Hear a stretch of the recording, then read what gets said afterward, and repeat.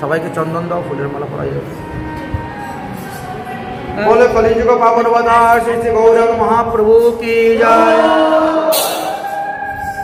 540তম শ্রী শ্রী গৌরাঙ্গ মহাপ্রভুর আবির্ভাব তিথি উপলক্ষে আমরা 7 দিন যাবৎ শ্রী চৈতন্য চরিতামৃত, শ্রী চৈতন্য ভাগবত, চৈতন্য চন্দ্রোদয় নাটক, অমিয় নিমাই চরিত্র আদি সমস্ত গ্রন্থে মাহাত্ম্য কথা আমরা আস্বাদন করব।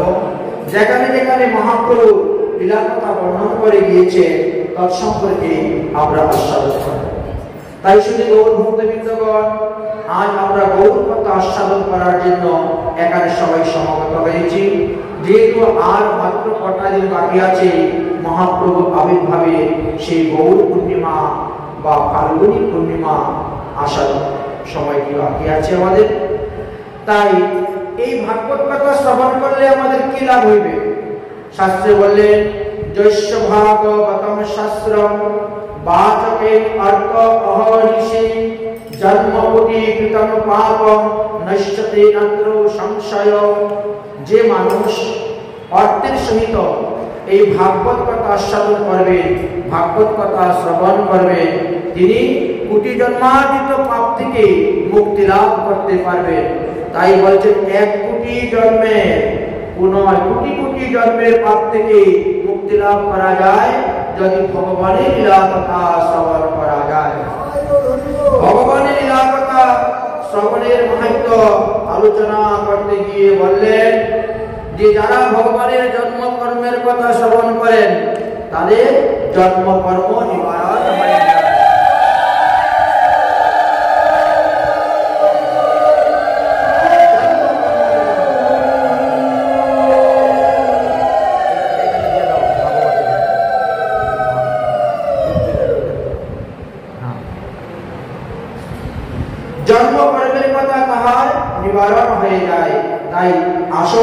এই ভাগবত কথা শ্রবণ করে আপনাদের জীবনকে বিকান্ত করুন, ধন্য করুন।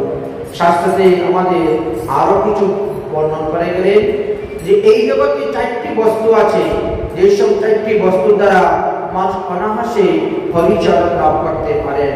সেই 4টি বস্তু কি কি আছে?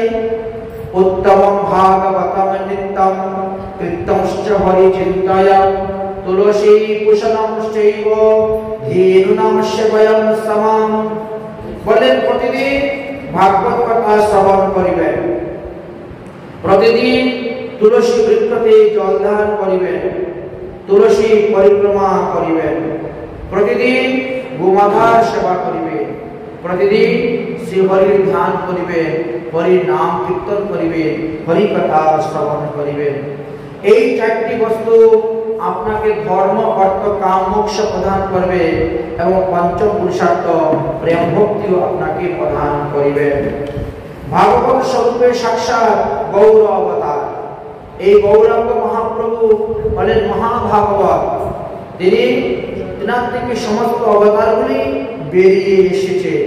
তাই ভাগবত, তুলসী, গঙ্গা, ভক্তজনে, চতুর্বিধা বিগ্রহ, কৃষ্ণ, এই 4ই শনে। যদিও এই 4টি বস্তুর মধ্যে সহসা ভগবানকে দেখা যায় না, কিন্তু এই 4টি বস্তুর মধ্যে ভগবান অবস্থান করিতেছে। এই 4টি বস্তু ভগবান সম্বন্ধীয় বস্তু, তাই তো ভগবানের প্রকাশ বিগ্রহ মূর্তি রূপে তারা অবস্থান করিতেছে। 2 স্থানে ভাগবত নাম শুনি মাত্র, এক ভাগবত ভাগবত শাস্ত্র আর এক ভাগবত হলে ভক্তি রস পাত্র। তাই তারা বিষ্ণু মন্ত্রে দীক্ষা গ্রহণ করে সদাচার পালন করতেছে, ভগবানের প্রসাদ গ্রহণ করতেছে, নিত্য সেবা পূজা করছে, তাদেরকে বলা হয় ভক্ত ভাগবত। আর আমরা আস্বাদন করতেছি গ্রন্থ ভাগবত। এবার বললেন গ্রন্থ ভাগবত কটি আছে? বলে 5টি আছে। কি কি? এক হলো শ্রীমদ ভাগবত, এক হলো দেবী ভাগবত, এক হলো লঘু ভাগবত, এক হলো বৃহৎ ভাগবত, আর এক হলো চৈতন্য ভাগবত। এইভাবে বেশ কয়েকটি ভাগবতের কথা আমরা শ্রবণ করতে পাই। শ্রী চৈতন্য ভাগবত গৌরাঙ্গের অঙ্গ। এই যে চৈতন্য ভাগবত গ্রন্থ, এটি হলো মহাপ্রভুর অঙ্গ স্বরূপ। ইহাতে কহিরে যত গৌর লীলা রঙ্গ।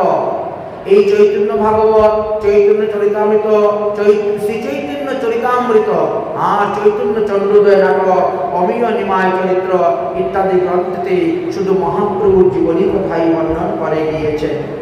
তাই চৈতন্য ভাগবত পুজিলে গৌরের পূজা হয়, ভাগবত পঠন পাঠন ভক্তির সময়। আদি মধ্য অন্তে ভাগবত এই কথা কয়, বিষ্ণু ভক্তি নিত্য সিদ্ধ অক্ষয় অভয়। তাই যেই কৃষ্ণ সেই গৌর, এটা আমরা সবাই জানি। সেই জগন্নাথ বাসুদেব ভূষ বলেন পরিজুলহার, যিনি দ্বাপর যুগেতে কৃষ্ণ অবতার নিয়ে আসছিলেন, যিনি কেদার যুগেতে রাম অবতার নিয়ে আসছিলেন, যিনি সত্য যুগেতে হরি অবতার নিয়ে আসছিলেন, তিনি আজ কলিযুগে গৌর অবতার নিয়ে এসেছেন। তাই শাস্ত্রে বর্ণন করছে নাম, বিগ্রহ, স্বরূপ 3 একই রূপ, 3 ভেদ নাই, 3 চিতানন্দ স্বরূপ। রামাদি অবতারে নানা অস্ত্র ধরে পাপীকে করেছেন সংহার, তবে এবে নাকি অস্ত্র ধরবে, প্রাণে নাকি কাউকে মারবে, চিত্ত শুদ্ধি করিবেন সবার। তাই মহাপ্রভু এসেছে সমস্ত জীবের চিত্তকে শুদ্ধ করার জন্য। বিষ্ণু ধর্মান্তর গ্রন্থে লেখা আছে, ভগবান বিষ্ণু বলছে মত কথা বাচ্চগণ নিত্যম মত কথা শ্রবণং রত।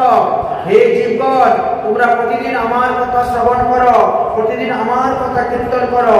মত কথা প্রতিমানয় নাহং তেজ্জামি তত্ত্ব নর।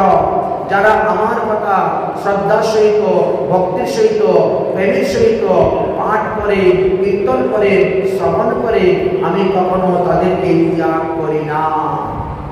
তাই ভগবানকে পাওয়ার একটি সহজ উপায় হলো ভগবানের লীলা কথা শ্রবণ করা। পরীক্ষিত মহারাজ মাত্র 7 দিন ভগবান যার কথা শ্রবণ করে তিনি নিত্য ধামে গমন করিয়াছিলেন। তাই কথা শ্রবণের মধ্যে অনুরাগ আনতে হবে। অনেকেরই ভাগবত কথা শ্রবণে রুচি আসে না, অনুরাগ আসে না, তাহলে মনে করবে নিশ্চিত তার ভিতরে কোনো অপরাধ লুকিয়ে আছে।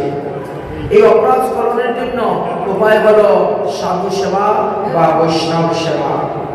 সাধুগুরু বৈষ্ণবের সেবার দ্বারা নাম অপরাধ, ধাম অপরাধ, সেবা অপরাধ, বৈষ্ণব অপরাধ আদি সবকিছুই দুর্গত হইতে পারে। তাই তো স্কন্দ পুরাণে দেবশ্রী নারদকে ভগবান বলছেন, দেশাঙ্কিন্ন মহতে পাপম বর্ষ কোটি সমুদ্ভব বিপ্রেত নাস্তি সন্দেহ যস্যন্নতি হরির কথা। যারা হরি কথা শ্রবণ করে তারা সমস্ত পাপ থেকে উদ্ধার হয়ে যায়। ক্ষণকাল হরি কথা শ্রবণ করার দ্বারা কি হয়, বর্ষ কোটি বৎসরের পাপ রাশি থেকে মনুষ্য মুক্তি লাভ করিতে পারে। তাই হরি কথা শ্রবণের এমনই নাম। আমরা দেখেছি পরীক্ষিত মহারাজ হরি কথা শ্রবণ করে 7 দিনেই তিনি ব্রহ্মসাপ থেকে মুক্ত হয়ে সমস্ত জীবনের পাপ তাপ অপরাধ থেকে মুক্ত হয়ে তিনি নিত্য ধামে গমন করেছিলেন। আসুন সেই পরীক্ষিতের কথা একটু আলোচনা করি। সুকমুখে ভাগবতে কথা শোনো সবে শোনো রে, সুকমুখে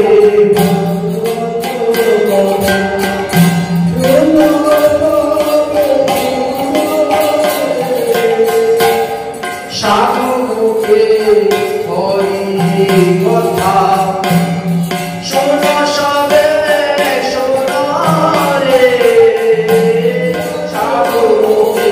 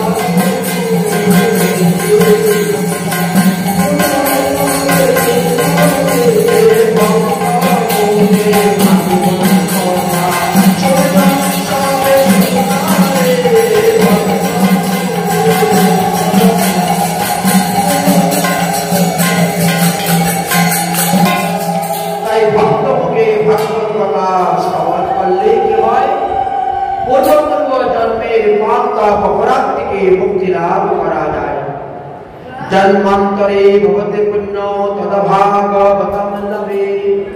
কিন্তু ভাগবত কথা শ্রবণ করার মতো সময় বা সুযোগ সকলে পায় না।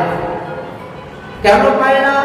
বলে পূর্বজন্মের স্বীকৃতি যদি না থাকে পূর্বজন্মের পুণ্য ফল যদি না থাকে তাহলে কিন্তু ভাগবত কথা শ্রবণে সুযোগ বা সময় পাওয়া যায় না।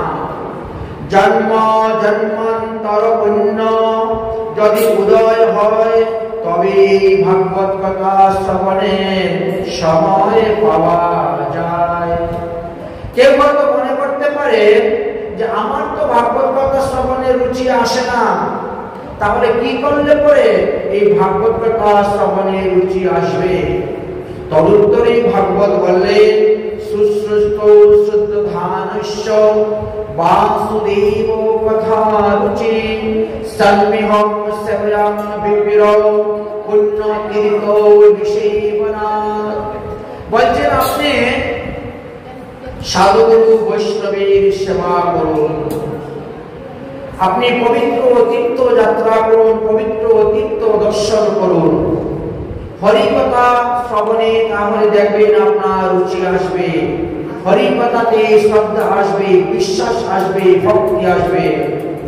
কারণ মহতের সেবা না করলে ভক্তি কখনো কারো হৃদয়ে আপনা আপনি প্রকট হন না। ভক্তি প্রকট হন ভক্তের সেবার মাধ্যমে, ভক্তের কৃপার মাধ্যমে। তাই তো মহাজনগণ আমাদেরকে উপদেশ দিয়ে গেছে, মহতের কৃপা ছাড়া কোনো কার্য সিদ্ধ নয়। কৃষ্ণ ভক্তি দূরের কথা, সংসার বন্ধন না হইবে হয়। তাই ভাগ্যোদয়েন বহু জন্মার্জিতেন সৎসঙ্গম চ লভতে পুরুষম উদারৈ। সাধু সঙ্গের দ্বারা আমাদের কল্যাণ হয়। जिसका जीवन में मिला सत्संग है इसका हर घड़ी आनंद है, आनंद है। তাই যারা সাধু সঙ্গ করে, সৎসঙ্গ করে, তারা সর্বদাই আনন্দে থাকে। তাই মহাজনগণ বলে গেছে संतन के संग में लागे रे तेरी अच्छी बनेगी, संतन के संग में तेरी अच्छी बनेगी, संतन के संग में लागे रे तेरी अच्छी बनेगी।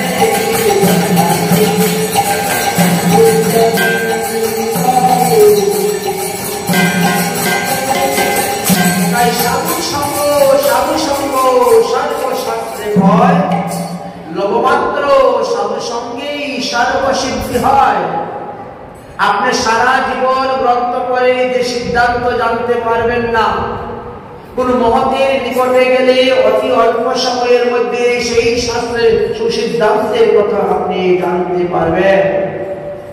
তাই বলছেন শীর্ণতাংশ কথা কৃষ্ণ পুণ্য শ্রবণ কীর্তনাৎ হৃদয়স্থতো হি ভদ্রাণি বিদুর্নীতি সুহৃদিসমম। ভগবানের লীলা কথা শ্রবণ করতে যদি কেউ ইচ্ছা করেন তৎক্ষণাৎই ভগবান তার হৃদয় জুড়ে বসার জন্য চলে আসেন। কেন আসে? ভগবান মনে করেন এই ব্যক্তি আমার লীলা কথা শ্রবণ করতে এসেছে, অতএব সে আমাকে ভালোবাসে। যদি আমাকে ভালো নাই বা বাসত তাহলে এত কাজকর্ম ফেলে দিয়ে আমার কথা শুনতে আসতো? আমার কথা শুনতে যখন এসেছে তাহলে সে আমাকে ভালোবাসে। তাহলে আমার কর্তব্য কি? আমার কর্তব্য হলো তার কুসংস্কারের গিটটা খুলে দিতে হবে। তাই তার হৃদয়ের মধ্যে গিয়ে আমি বসব। তাই শ্রবণাঙ্গ ভক্তির দ্বারা কি হয়? ভগবান এসে আমাদের হৃদয়ের মধ্যে বসে। দেখেন আমাদের 64 প্রকার ভজনের কথা বর্ণনা করে গিয়েছেন। 64 প্রকার ভজনের মধ্যে প্রথম ভজনটি হলো শ্রবণ। কারণ শ্রবণাঙ্গ ভজন থেকে অন্য কোনো ভজনের সূত্র পাওয়া যাবে না। এটি হলো প্রথম সূত্র হরি ভজনের।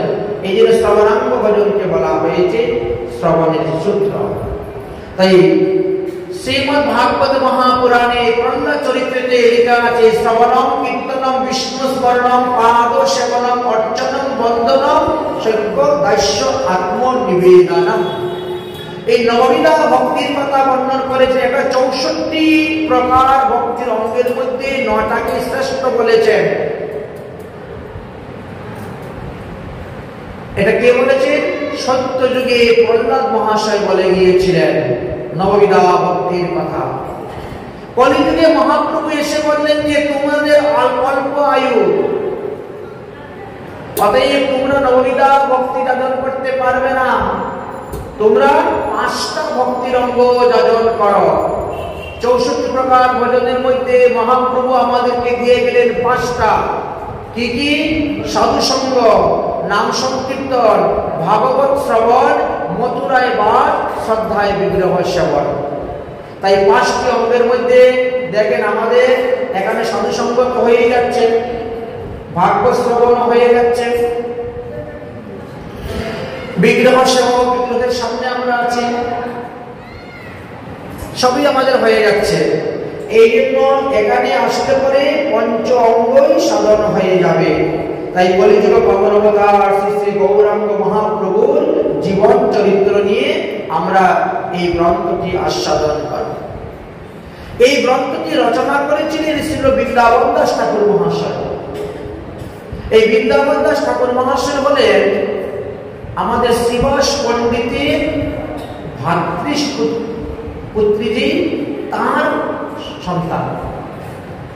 আসুন এই বিষয়ে কিঞ্চিৎ আলোচনা করব।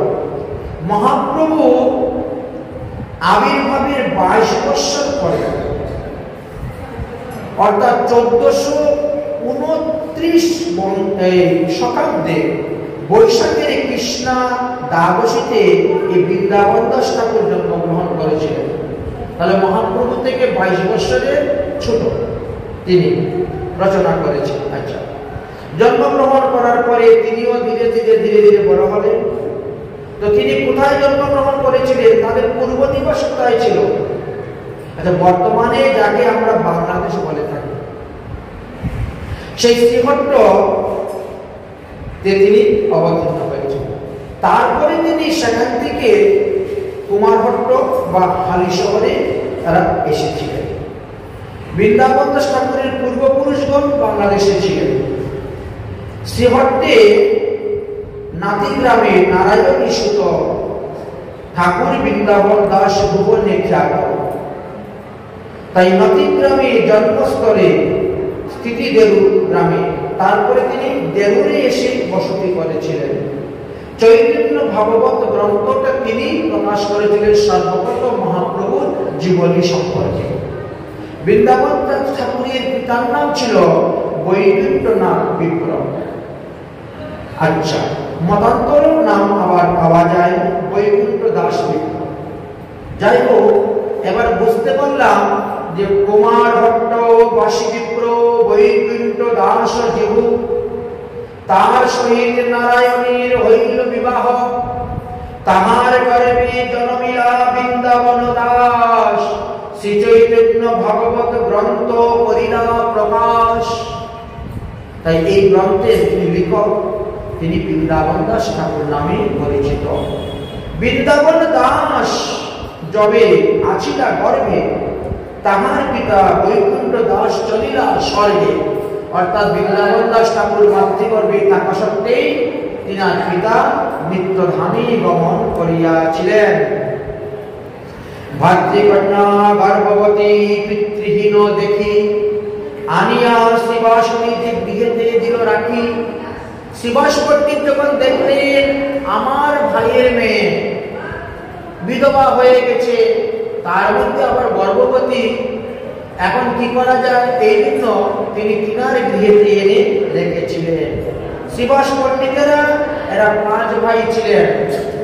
শ্রীবাস, শ্রীরাম, শ্রীপতি, শ্রীনিধি এবং নিবাস নামে আরেকজন ছিলেন। তাই শ্রীবাস পণ্ডিত তিনার বড় ভাই নলিন পণ্ডিতের কাছে এই কন্যাটিকে রেখেছিলেন। নারায়ণী দেবী মহাপ্রভুর কৃপা লাভ করেছিলেন। মহাপ্রভু যখন গয়াধাম থেকে ফিরে এসেছিলেন, আসার পরে শ্রীবাস পণ্ডিতের গৃহেতে তিনি সর্বপ্রথম প্রকাশ হলেন। মহাপ্রভু প্রকাশ হয়েছিলেন সর্বপ্রথম শ্রীবাস পণ্ডিতের গৃহে এবং সবাইকে দেখিয়েছিলেন যে আমি স্বয়ং ভগবান। এর আগে কিন্তু কেউ জানতো না, এর আগে উনি বিদ্যারসে ছিলেন, এই জন্য ওনাকে কেউ জানতে পারে নাই, চিনতে পারে নাই, কিন্তু সেখানে তিনি প্রকাশ হইলেন। এই জন্য আমরা অধিবাসের পদে গাই না, আরে প্রকাশ হইলা গৌরচন্দ্র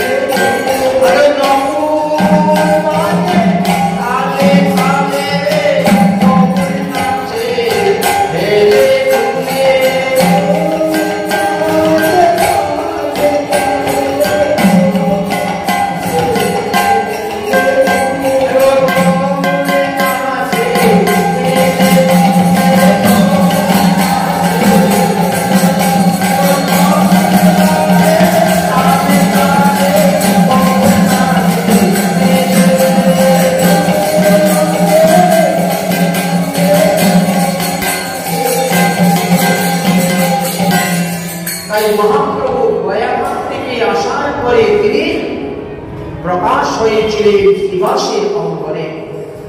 সেই সময়ে মহাপ্রভু তাম্বুল চর্বণ করে সেই তাম্বুল নারায়ণী দেবীকে দিয়েছিলেন। সেই তাম্বুল খাওয়ার পর নারায়ণী দেবী গর্ভবতী হয়েছিলেন, আর সেই গর্ভে বৃন্দাবন দাস ঠাকুর মহাশয় এসে অবতীর্ণ হয়েছিলেন। মহাপ্রভু কৃপা প্রাপ্ত হলেন। তারপরে তিনি ধীরে ধীরে শশীকলার ন্যায় বড় হলেন। বড় হওয়ার পরে তিনি লেখাপড়া শিখলেন এবং মহাপ্রভুর জীবনী গ্রন্থটি রচনা করেছিলেন। কার প্রেরণায় তিনি রচনা করেছিলেন? নিত্যানন্দ প্রভুর প্রেরণায়। নিত্যানন্দ প্রভু স্বপ্নে এসে আদেশ দিলেন, আদেশ দিয়ে বললেন, তুমি এবার চৈতন্য চরিত রচনা করো, চৈতন্য মহাপ্রভুর চরিত্র কথা বর্ণন করো। তাই তিনি আরম্ভ করলেন বর্ণন করতে। এই বৃন্দাবন দাস ঠাকুর মহাশয় এর শ্রীপাঠ নবদ্বীপ হইতে 12 কিলোমিটার পশ্চিমে, বর্তমানে এটা বর্ধমান জেলার অন্তর্গত দেউরগাঁ, সেখানে তিনি শ্রী গৌর নিত্যানন্দের বিগ্রহ প্রতিষ্ঠা করেছিলেন। পরে দেখে সেবা পূজা করেছিলেন। আজ অবধি লোক যখন যায় সেখানে তাহা দর্শন করতে পারে। এই বৃন্দাবন দাস ঠাকুর মহাশয় বলে বাংলা ভাষার প্রথম মৌলিক গ্রন্থ রচয়িতা কবি। তিনার অনেক সাহিত্য লেখা আছে। যাই হোক, এই বৃন্দাবন দাস ঠাকুর যে মহাপ্রভুর চরিত্রের কথা বর্ণন করেছে, আমরা সেটাই আস্বাদন করব। ভাগবতে বললে চৈতন্য চরিত্র এই তিক্কু দণ্ড সম। ইক্ষুদণ্ড যত চিবাবে ততই খেতে ভালো লাগে, স্বাদ লাগে, রস ধরেছেন। হ্যাঁ, চর্বণ করিলে হয় রসের উদ্গম, যত চর্বণ পাবেন অর্থাৎ চৈতন্য লীলার কথা যখন শ্রবণ করবেন ততই মধুর হইতে মধুরতর, মধুর হইতে মধুরতর মনে হবে। তাই চৈতন্য লীলায় অমৃতের সিন্ধু, ভগবান বলেন প্রেমামৃত সিন্ধু, অমৃতের সিন্ধু জগৎ ভাসাইতে পারে যার এক বিন্দু।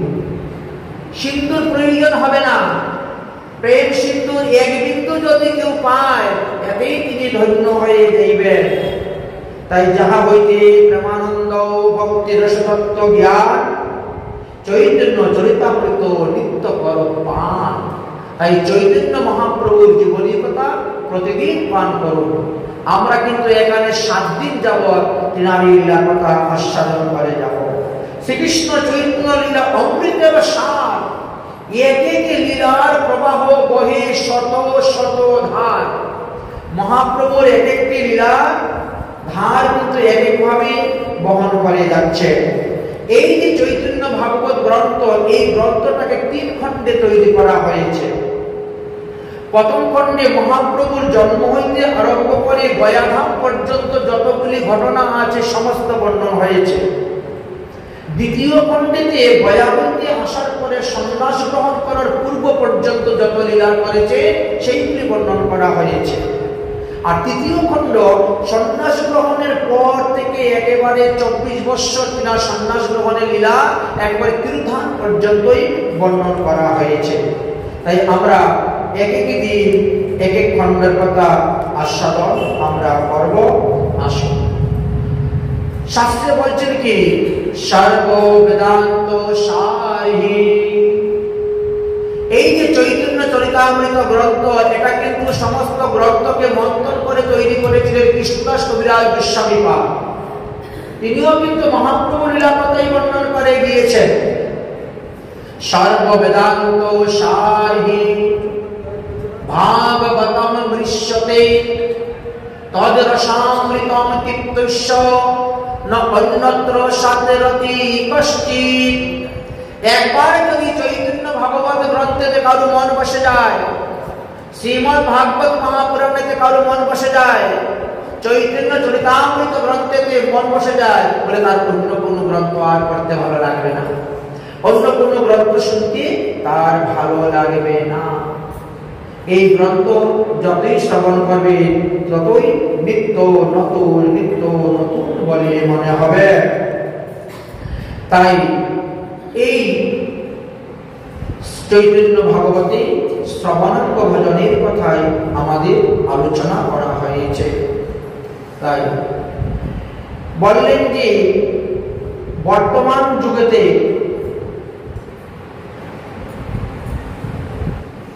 গৌর ভক্তের মহিমার কথা সর্বশাস্ত্রেই বর্ণন করেছে এবং সবাই জানতে পারেন। তাই গৌরীয় মধ্য ব্রহ্ম মধ্যাচার্য গৌরীয় বৈষ্ণব সম্প্রদায়ের অন্তর্ভুক্ত যারা আছেন তারা সবাই জানেন যে নরোত্তম দাস ঠাকুর মহাশয় আমাদের পঞ্চতত্ত্বকে নিয়ে সুন্দর একটি ত্রিপদী রচনা করেছেন। তিনি বলছেন ধনমূর নিত্যানন্দ, পতিমূর গৌরচন্দ্র, প্রাণমূর যুগল কিশোর, অদ্বৈত আচার্য বল গদাধর মূরকুল নরহরি বিলাসহীন। অর্থাৎ নরোত্তম দাস ঠাকুর মহাশয় এই ত্রিপদীতে তিনার উপাস্য দেবতার কথা আলোচনা করে গিয়েছেন, বা উপাস্য দেবতার প্রতি যে নিষ্ঠা, যে ভক্তি, যে শ্রদ্ধা আছে সেই কথা বর্ণন করে গিয়েছেন। যাহারা মহাজনগত সপন্থ অবলম্বন করে যাচ্ছেন, যারা ব্রহ্ম মধ্যাচার্য গৌরীয় বৈষ্ণব সম্প্রদায়ের অন্তর্ভুক্ত হয়েছেন, তারা সকলেরই পঞ্চতত্ত্ব এবং রাধা গোবিন্দ এই যুগপৎ আরাধনার কথা বলা হয়েছে। একদিকে নবদ্বীপের পঞ্চতত্ত্ব, অন্যদিকে বৃন্দাবনে রাধা গোবিন্দের আরাধনার কথা বলা হয়েছে। যথা যথা গৌর পদার বিন্দ বিন্দেতি ভক্তিম কৃত রাশি দেব তথা তদানাম প্রত্যম দয়াবস্মৎ রাধা পদাম্বুজ সুধিতা রাশি। তাই গৌরাঙ্গ মহাপ্রভুর চরণে যার যতটা প্রেম ভক্তি উদয় হবে তিনি কিন্তু রাধা কৃষ্ণের চরণে ততটাই প্রেম ভক্তি লাভ করতে পারবেন। গৌরাঙ্গ মহাপ্রভুর নিকটে আমাদের প্রেম ভক্তি চাইতে হবে। কিভাবে চাইবেন? मैं आया हूँ तेरी द्वार पे बन के भिखारी, गौर हरि मेरो गौर हरि।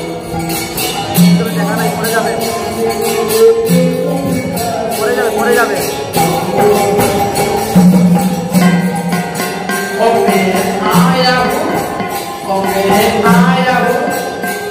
मैं आया हूँ तेरी द्वार पे बन के भिखारी, आया हूँ तेरी द्वार पे बन के भिखारी, गौर हरि मेरो गौर हरि।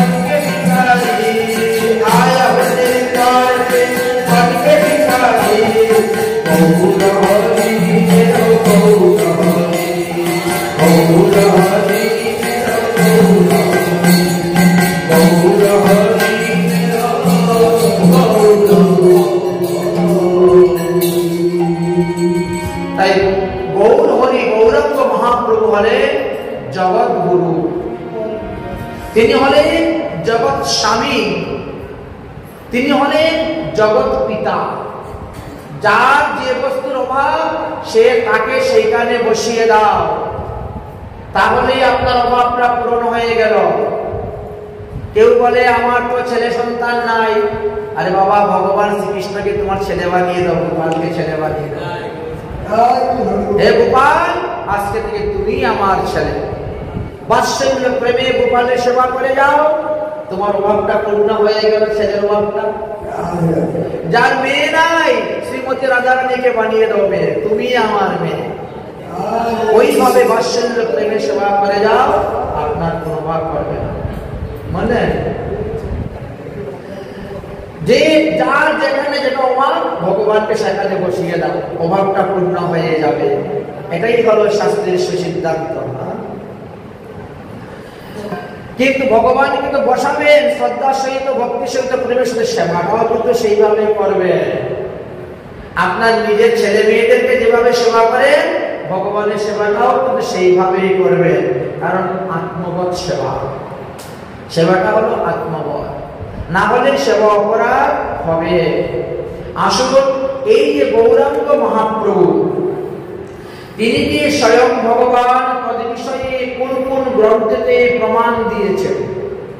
আমাদেরকে অনেকে যে সমস্ত উপসম্প্রদায় আছে বা অন্য সম্প্রদায় আছে, তাদের মধ্যে অনেকে মহাপ্রভুকে ভগবান বলে বিশ্বাস করেন না। আচ্ছা, কেন করেন না? তারা শাস্ত্রের সিদ্ধান্ত জানেন না। তাই আজ আমরা মহাপ্রভু যে স্বয়ং ভগবান কোন কোন গ্রন্থে আলোচনা করা আছে এই বিষয়ে বিস্তারিতভাবে বর্ণনা করব।